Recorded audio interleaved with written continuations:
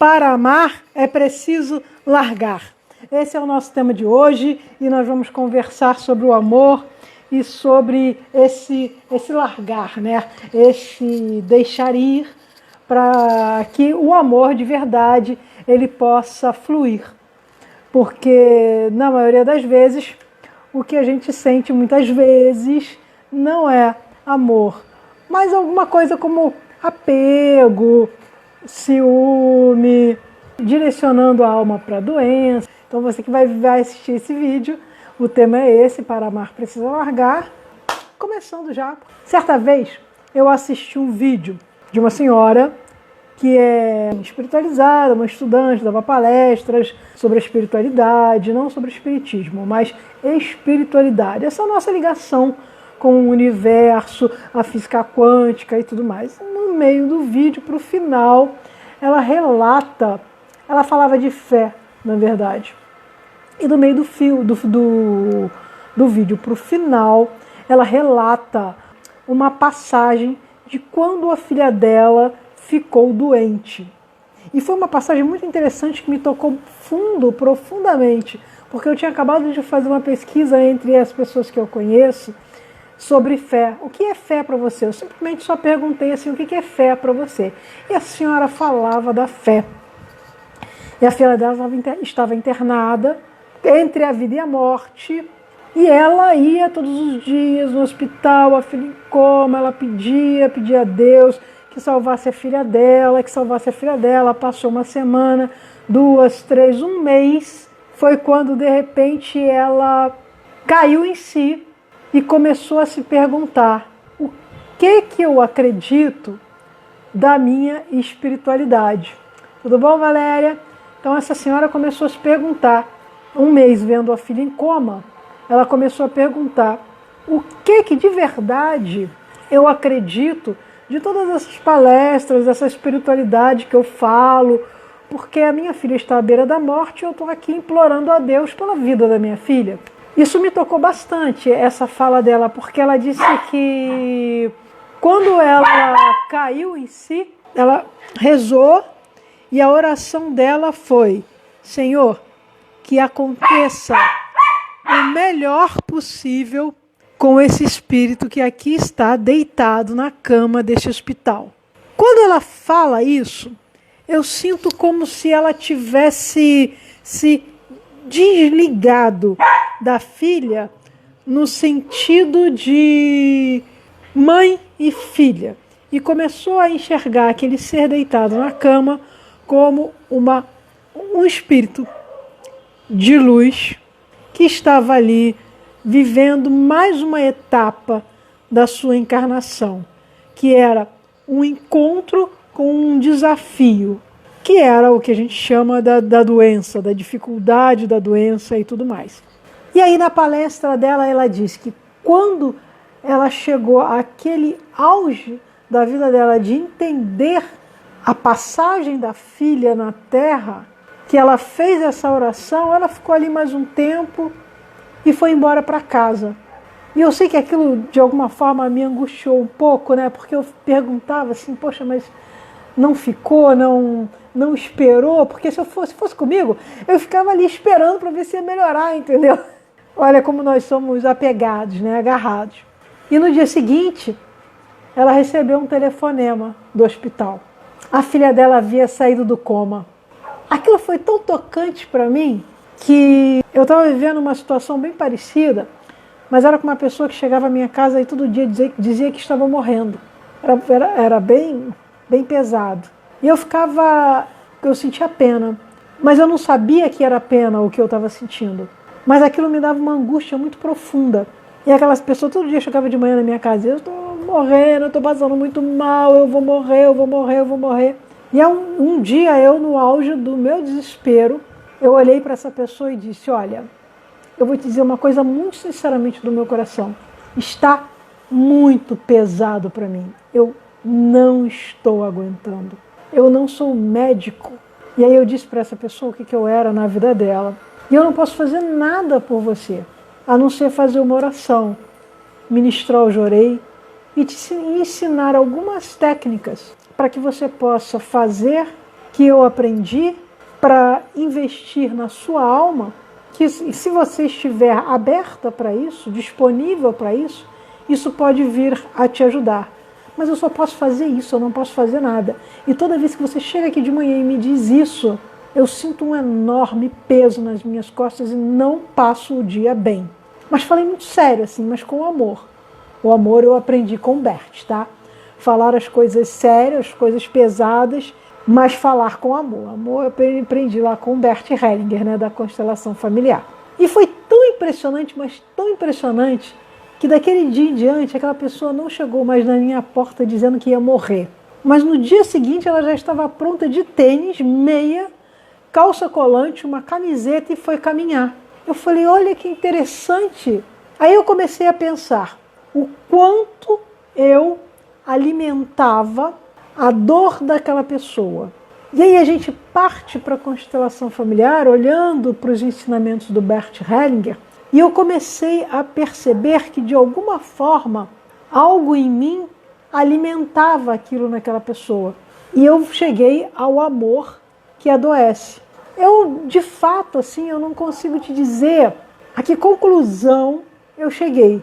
Mas eu entendi que quando eu fui sincera comigo, que eu parei de querer carregar a dor do outro, e aí a gente carrega a dor do outro por amor a ele, ou por amor a alguma parte do meu sistema que eu não estava conseguindo enxergar, eu consegui perceber que o meu amor alimentava a dor daquela pessoa.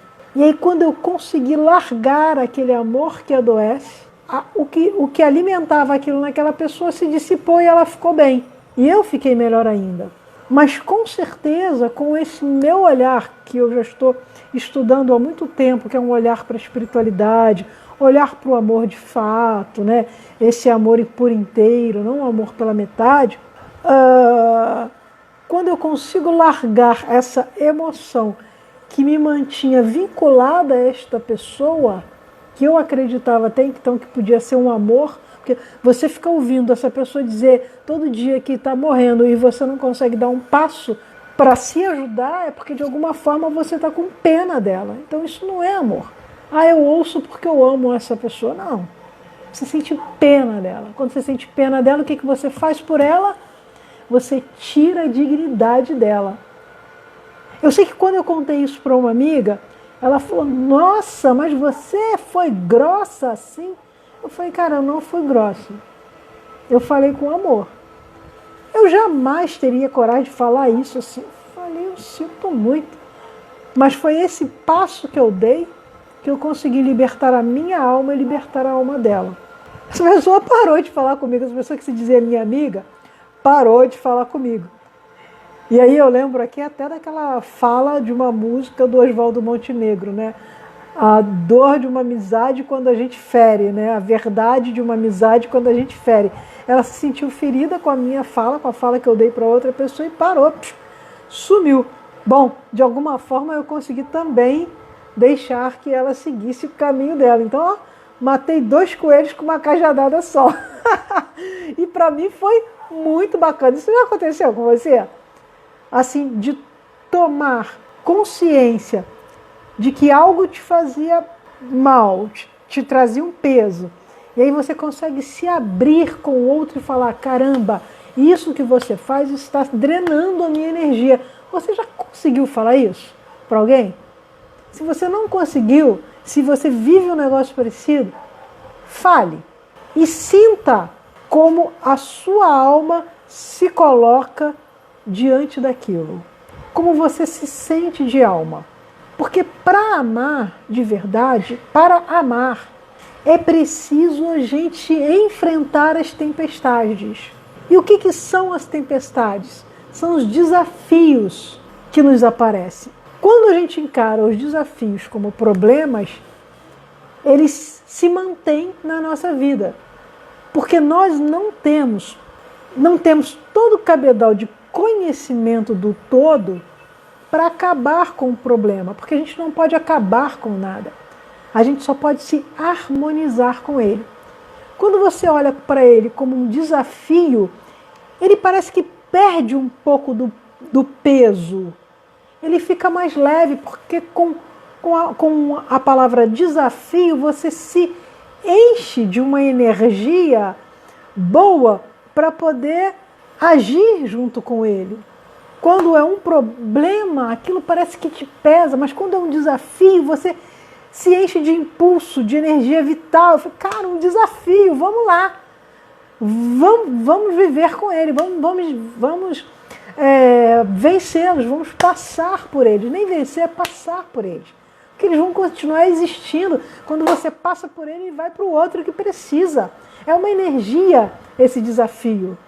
E isso aconteceu, isso foi muito legal. Isso, quando acontece, é tão fantástico porque as nossas máscaras caem. Começa a cair máscara por máscara. Tuf, tuf, tuf, tuf, tuf, tuf. Cara, é um desafio. Olho para ele. A máscara cai quando você consegue enxergar e olhar para ele de peito aberto e dar para ele a palavra que ele precisa, que você precisa. E aí as máscaras caem, a gente deixa as máscaras cair e a gente começa a olhar para si mesmo. Quando a gente se olha sem máscara, antes que o ego volte a acionar a volta de todas as máscaras, a gente tem um período que a gente pode se olhar sem máscara. E aí a gente se enxerga forte. E é uma força genuína. E é nesse momento que a gente expande a consciência, porque a gente se ama de uma forma muito pura, de uma forma muito positiva. E aí, o que a gente faz nesse momento? A gente se conecta com o divino. Olha que lindo. A gente se conecta com o divino, vai descobrindo uma força interior e vai crescendo. E esse crescimento é a expansão da consciência. E depois que essa consciência se expande, tudo bem, o ego, ele pode voltar a acionar as outras máscaras, mas nós já estamos muito mais atentos para olhar para essas outras máscaras e enxergar os desafios que elas nos trazem e expandir um pouco mais, expandir um pouco mais, expandir um pouco mais. É interessante isso para você? Diz para mim. Porque o Bert, ele descobriu, ele intuiu, na hora que ele intuía a constelação familiar, né? Porque tudo já existe no universo, na verdade. E ele, de alguma forma, o que ele fez? Ele intuiu a constelação familiar. Porque se a gente for olhar pela história de tudo que ele estudou, outros antes dele, muito antes, na Idade Média, já faziam, muito interessante, faz muito sentido, né, Valéria? Que legal. Antes, na Idade Média, eu, como historiadora, eu fui estudar, Jung já falava muitas coisas que o Bert falava, Freud já falava num outro sentido, mas falava muita coisa. Então, o Bert, o que ele faz? Ele só vai bebendo em todas essas fontes e ele vai intuindo cada vez mais. Ou seja, ele vai olhando para quem começou lá atrás e só vai engravidando essa coisa e, de alguma forma, ele cria exercícios e isso vem para ele como uma forma complexa de cura, mas que ele não deixa parar. Ele vai se entregando cada vez mais e vai permitindo que o olhar dele se expanda cada vez mais. Então, um dos movimentos que ele descobre dentro da constelação familiar que foi intuído para ele foi a lei do pertencimento. E a lei do pertencimento, ela tem dois movimentos muito claros e muito fortes. Um é quando nós nos sentimos preteridos, não amados. Então nós entendemos, eu não pertenço a esse grupo, eu não pertenço a essa família, eu não pertenço a esse grupo de trabalho, a esse grupo de amiguinhos da escola, eu não pertenço. E aí, para eu me defender, o que eu faço? Eu começo a apontar para outras pessoas, descobrir nelas pontos que eu julgo defeituosos e vou começar a excluí-las. Por quê? Porque alguém me excluiu? Não, porque é uma forma que eu entendo que é para que eu me fortaleça. Porque se eu excluo o outro como eu fui excluída, o que eu estou querendo provar? É que eu também sou forte, também posso excluir, porque quem me exclui, eu acredito que aquela pessoa é forte. Então eu quero me agarrar a ela a qualquer custo. Mas aí ela não permite. Então eu volto para o outro grupo, e aí o que eu faço? Eu vou apontar para o outro e vou excluir o outro. Quando eu excluo o outro, eu me coloco nesse lugar de forte. Só que é uma falsa força, na verdade. Não é uma força genuína. É uma força que eu busco de qualquer lugar. É uma força agressiva. É uma força violenta. Que eu vou apontar para o outro e vou querer fazer com que ele suma também. E aí o que acontece? Tudo entra em desordem. E na desordem existe o amor? Existe. Só que o amor não entende a desordem. E aí é o que é muito interessante que o Bert Hellinger escreve o livro As Ordens do Amor. No amor, o amor não entende a desordem. Por ele não entender a desordem, o que é o amor? Vamos partir do princípio assim, o que é o amor? O amor é esse todo, é onde nós estamos plasmados. É Deus que é tudo, na verdade. Eu me sinto como, tipo, sabe aquela ameba plasmada na solução aquosa? É mais ou menos isso. Faço parte disso. Estou aqui, estou nisto. Olha que legal. Estou aqui. Para mim isso é o amor. Estou aqui, eu vivo tudo, eu fluo junto com tudo. Eu olho para uma planta, para uma árvore, para um bicho, para uma pessoa. Eu consigo fazer esse exercício, né? Eu estou vinculada, ligada. Vinculada não, eu estou energeticamente ligada. Faço parte. Essa pessoa é igual a mim. Esse cachorro é igual a mim. Essa planta é igual a mim. É como se eu sentisse o coração de tudo e de todos que batem à minha volta. Ok, você fica plasmada. Não sei se você já fez esse exercício, é muito legal, eu gosto de fazer quando eu estou caminhando. É como se você esvazia a mente, olha para longe, muito longe, e vai andando, como se você fosse na direção de Deus. E você vai andando, e é como se você fosse crescendo. É muito legal esse exercício. É um exercício que eu fui descobrindo quando de manhã eu acordo e vou caminhar. É muito legal esse exercício. Aí passa pelas pessoas assim, é como se fossem espíritos de luz caminhando junto com você, cada uma no seu sentido e na sua função da vida. E vão caminhando, e vão passando, e vão acontecendo. Né? Então, para mim, o amor é isso.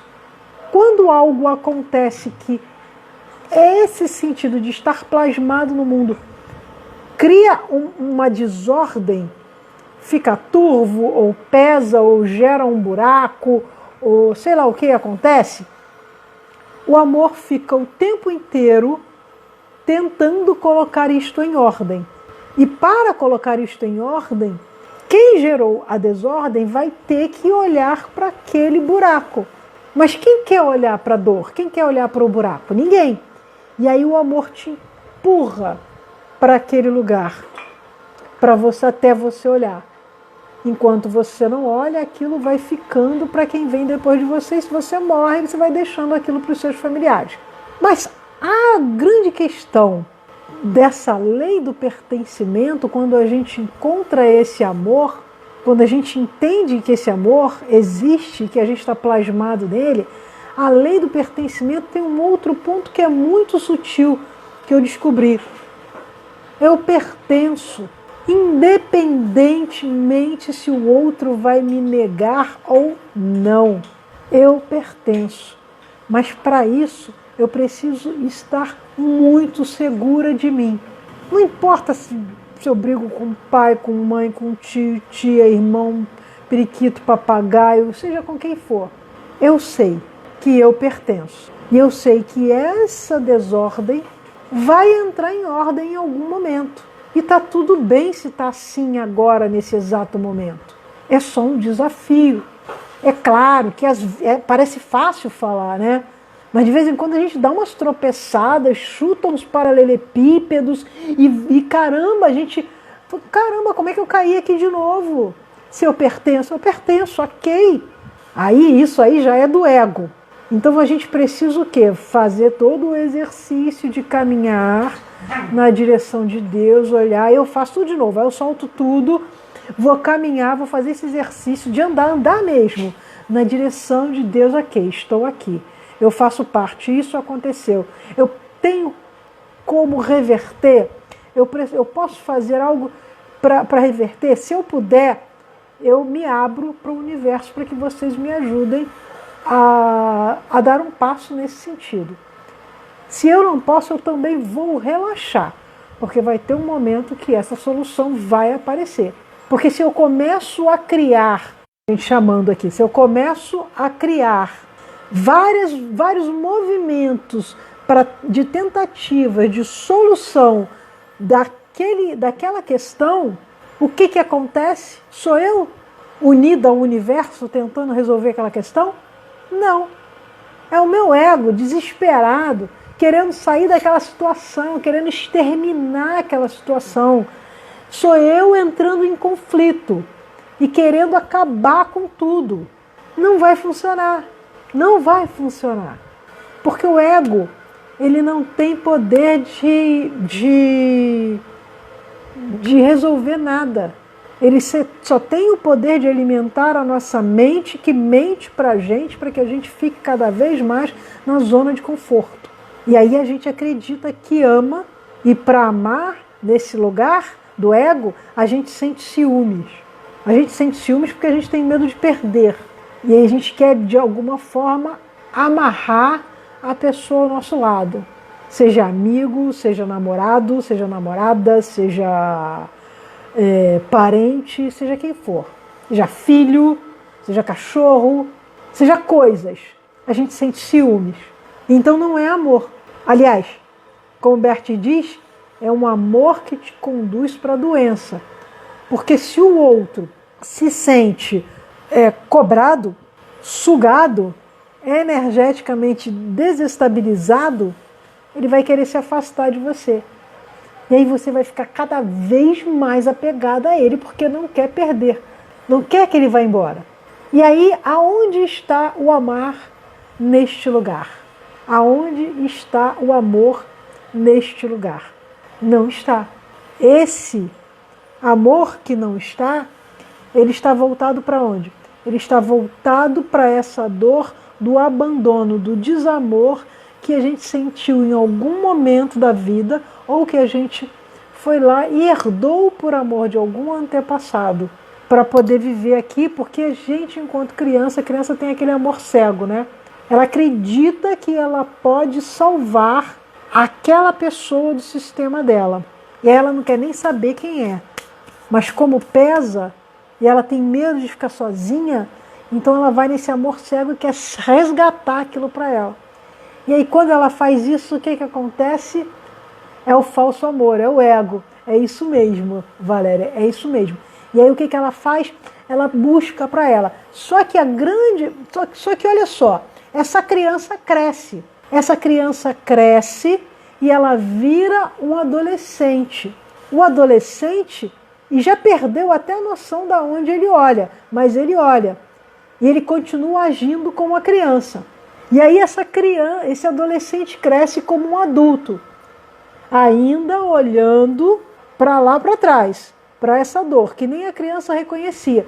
E a gente não tem a menor noção de que esse ciúme que a gente desenvolveu por essa pessoa que está aqui ao nosso lado aqui agora, é por aquele ente lá atrás.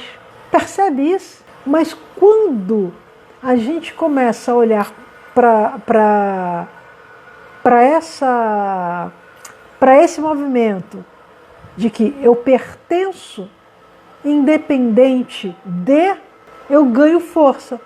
Quando eu ganho força, todas as pessoas que me chegam, eu consigo trocar. E aí é uma troca ampla, é uma troca justa. Hoje eu estava assistindo a filósofa Lúcia Helena Galvão. Gosto muito de assistir ela, assistindo ela falar sobre Khalil Gibran, que foi um grande poeta. Ele perdeu os pais muito cedo. Você já ouviu falar sobre Khalil Gibran? Ele diz aqui que sim, com a mãozinha aqui para eu saber se vocês, né? Tem uma história muito interessante, porque ele perdeu os pais muito cedo, ele foi perdendo os familiares dele muito cedo, um por um. Ele ficou só com uma irmã que ajudava a sustentar. Ele tinha uma mão de obra de pintura, de poesia muito grande, mas não era valorizado naquela época. Então ele foi, desde rapaz, sustentado por uma moça que investiu nele. E eles se separaram com o tempo de algum lugar. É tão bonita essa história, porque tem um determinado momento que ele chega para ela, do Serena, ele fala, no livro ele diz, ele chega para ela e pede a ela em casamento. Ela diz que ela não pode casar-se com ele. E aí se muda para um outro lugar muito distante. Eles começam a trocar cartas. E numa determinada carta ela diz para ele: eu amo tanto você, mas tanto, tanto, tanto, que não cabe no meu coração. E eu tive que pedir o coração de Deus emprestado. Olha como isso é profundo. Esse é um amor tão, tão sublime, tão esplêndido, que a gente acredita que nunca vai conseguir alcançar. Porque a gente não está pronto para olhar para o outro como um ser igual a nós. E que a gente não precisa ficar apegado a ele, como a moça do início da história que eu contei, e que abriu mão da filha no leito de morte. Falou assim: Senhor, que seja feita a sua vontade. Eu não vou mais chorar pela minha filha que está aqui, porque eu sei que ela está vivendo um desafio. E aí o que acontece? Ela melhora. E ela entregou sem saber se a moça ia melhorar ou não. E a moça melhorou. Cara, isso é muito esplêndido. Então, para amar, a gente precisa largar primeiro o quê? As nossas máscaras. Porque nós, antes de qualquer coisa, precisamos nos salvar das nossas próprias máscaras. Porque as nossas máscaras nos ajudam a carregar as emoções pesadas dos outros. Confiar. É como fazer um bolo, Valéria. É como fazer um bolo. Você pega todos os ingredientes, bota numa bacia, bate aquilo, faz uma massa, bota na forma no forno, liga, quer dizer, já tem que estar pré-aquecido, né? Bota no forno, e aí você convida alguém para tomar café com você. Fala: olha, daqui a 1 hora você vem tomar café comigo? Aí a pessoa diz sim. Aí o que você faz? Arruma a mesa, bota toalha, bota 2 xícaras, uma flor no meio, vela, castiçal, talher de prata. Você faz aquela mesa linda.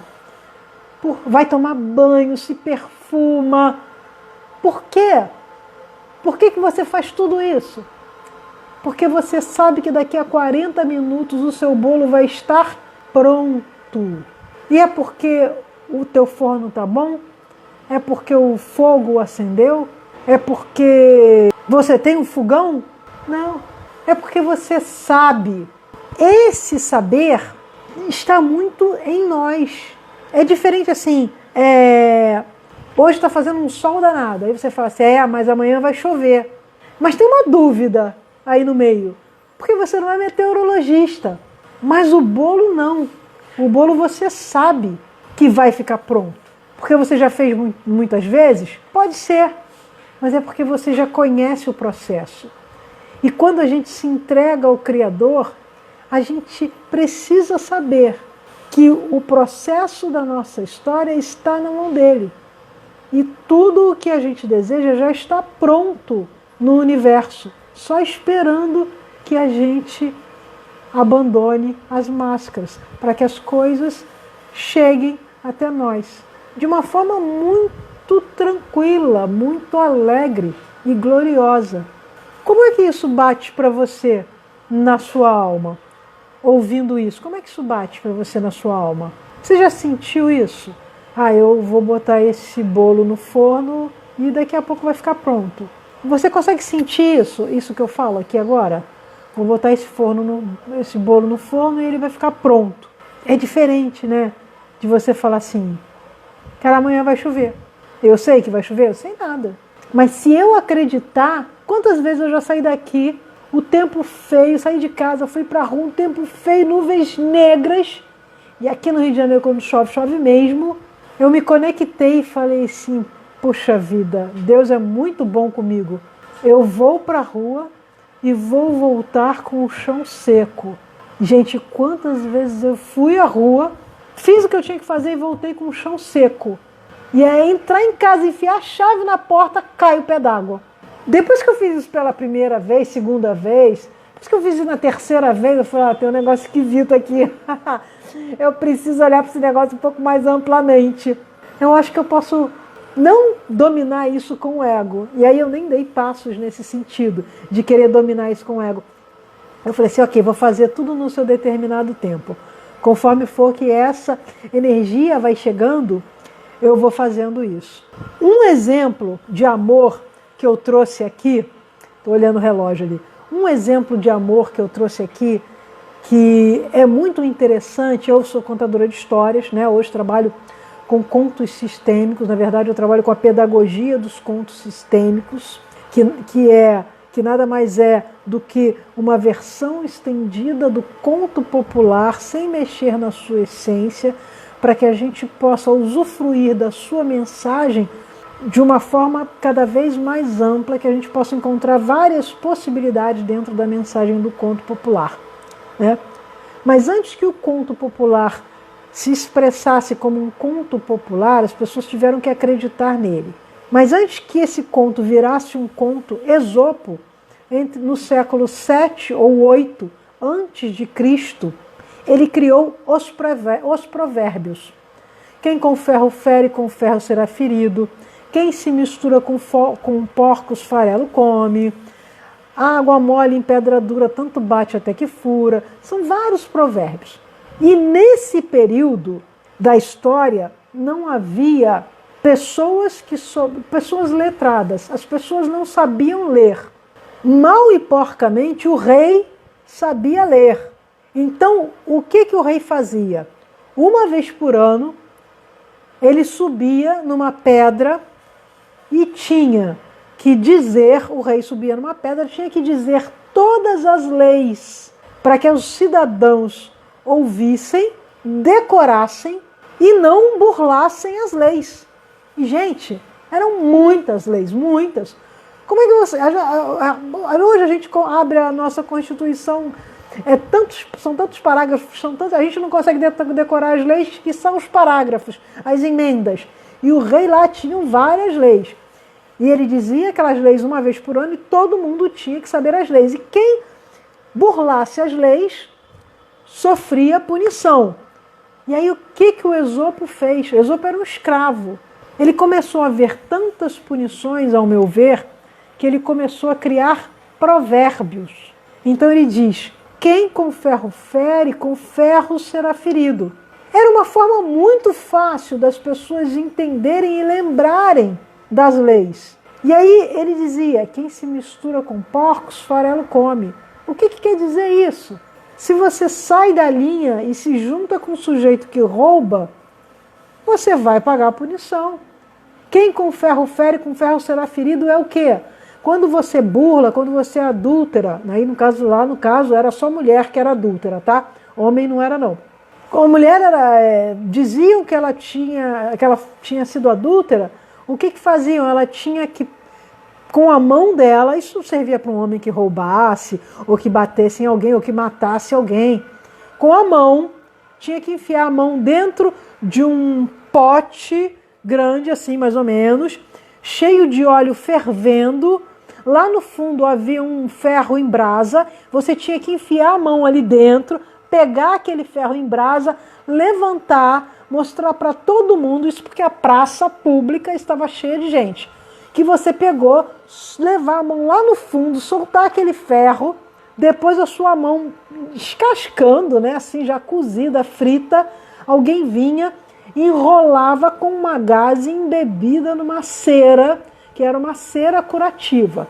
Você ia para casa com aquela mão assim, né? E aí o que acontecia? Daqui a 7 dias você teria que voltar na praça pública, tirar a gaze para que todo mundo visse a sua mão. Se houvesse de alguma forma alguma marca na sua mão daquela queimadura, é porque você era culpado.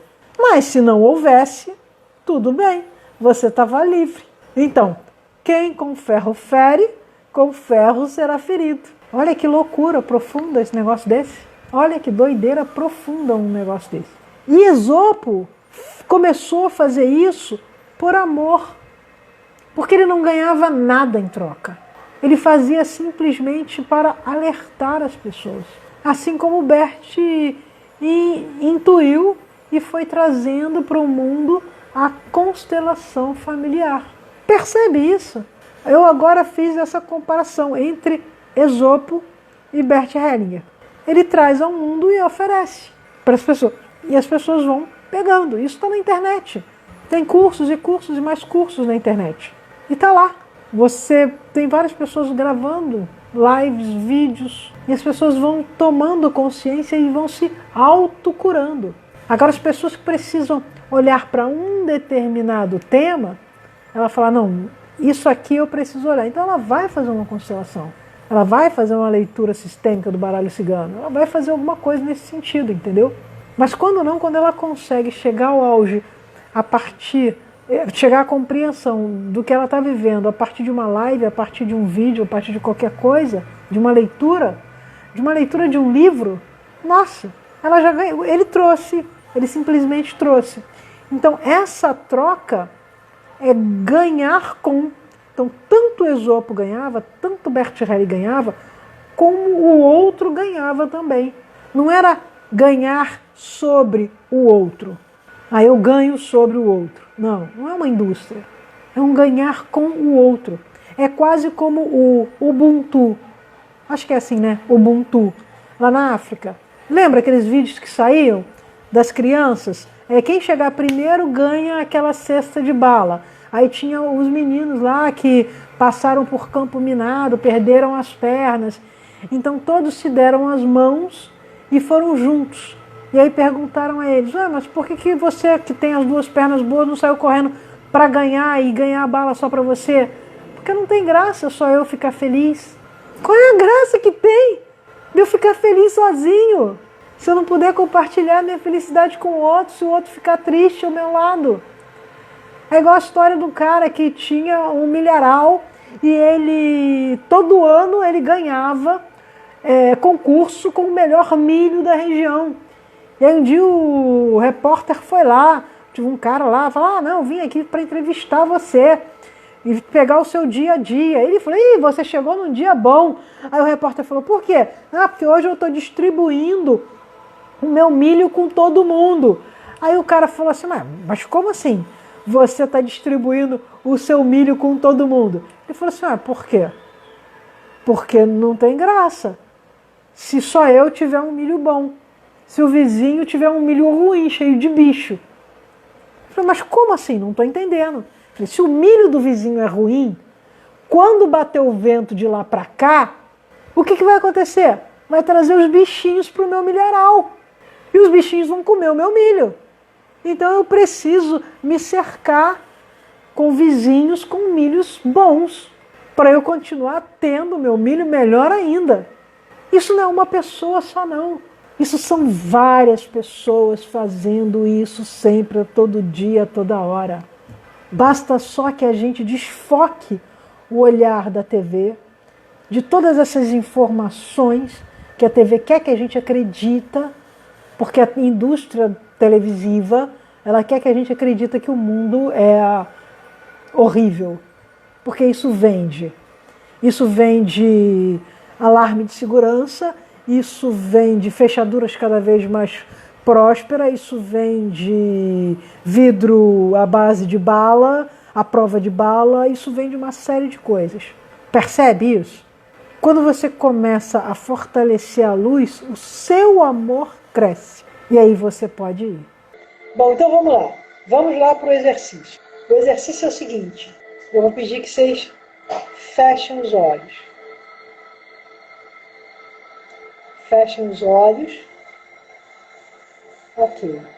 Inspirem e expirem. Ok, tudo bem, Valéria.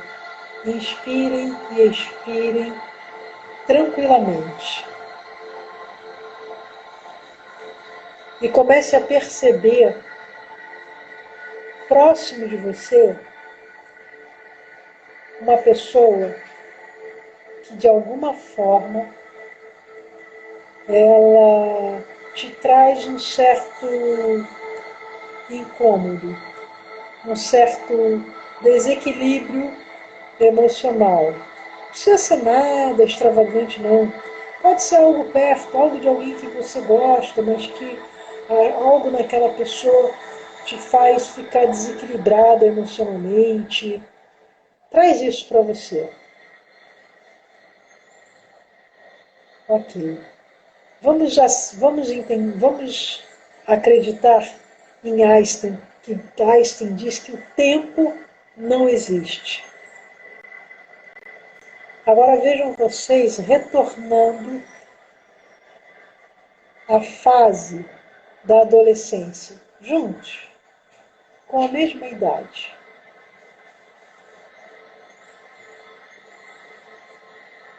Percebam, sintam, percebam a respiração. Botem a escápula para baixo, o omoplata, né? Bote ele para baixo. Deixa o peito se abrir. Perceba essa pessoa na mesma faixa etária que você, como um adolescente. Ok. Vocês ficaram criança agora. 8 anos, os dois juntos.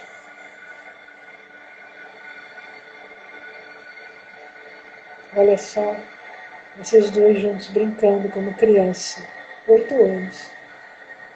Sem as angústias e os traumas da fase adulta. Vocês agora têm 5 anos de idade.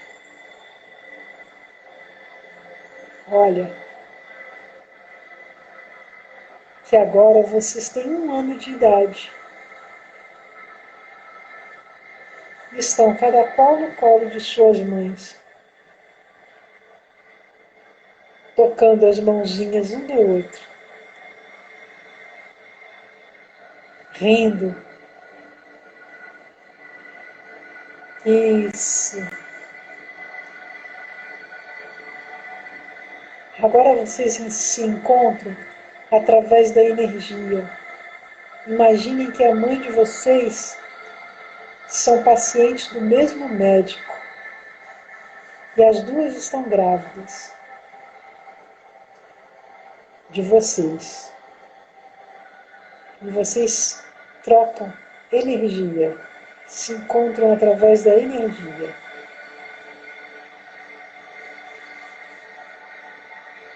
E elas agora estão com 3 meses de gravidez. E vocês estão se desenvolvendo e achando o máximo. O bracinho, os dedinhos. Um negócio esquisito é esse que eu não sei o que é. Perceba ele percebe você. E vocês agora não estão nem na barriga da mãe de vocês.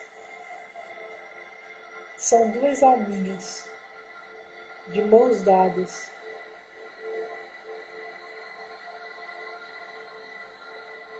Pode ser que uma encarne antes da outra. Mas vocês já sabem a função de vocês. Já sabem o desafio que um vem trazer para o outro aqui na Terra.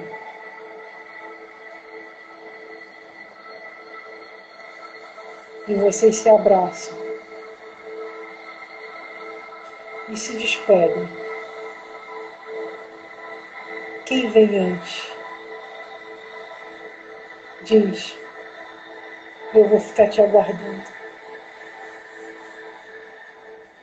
Eu vou ficar te aguardando.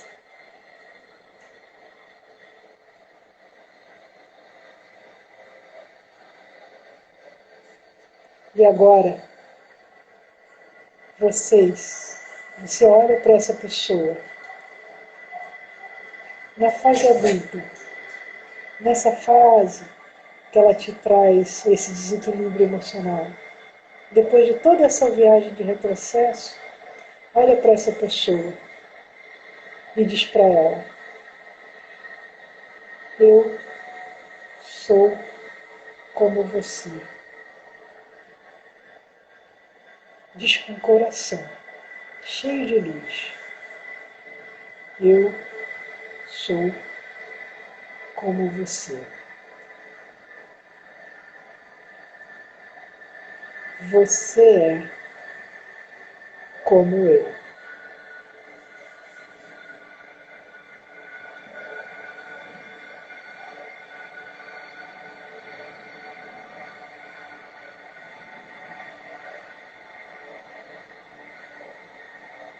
E vê como é que isso bateu na sua alma. Como é que é isso para você?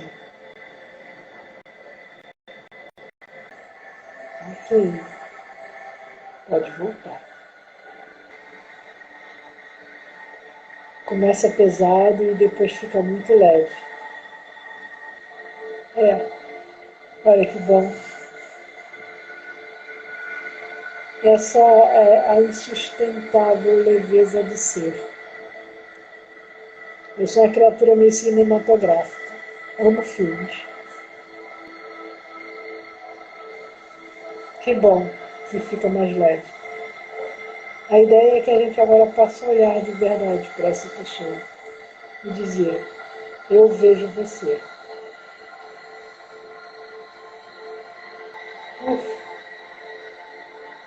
Agradeço profundamente a você, Valéria, que ficou aqui até agora, a todos os outros que entraram, que saíram, aos desencarnados, aos que queriam estar e não puderam estar. Agradeço profundamente. Obrigada. Namastê.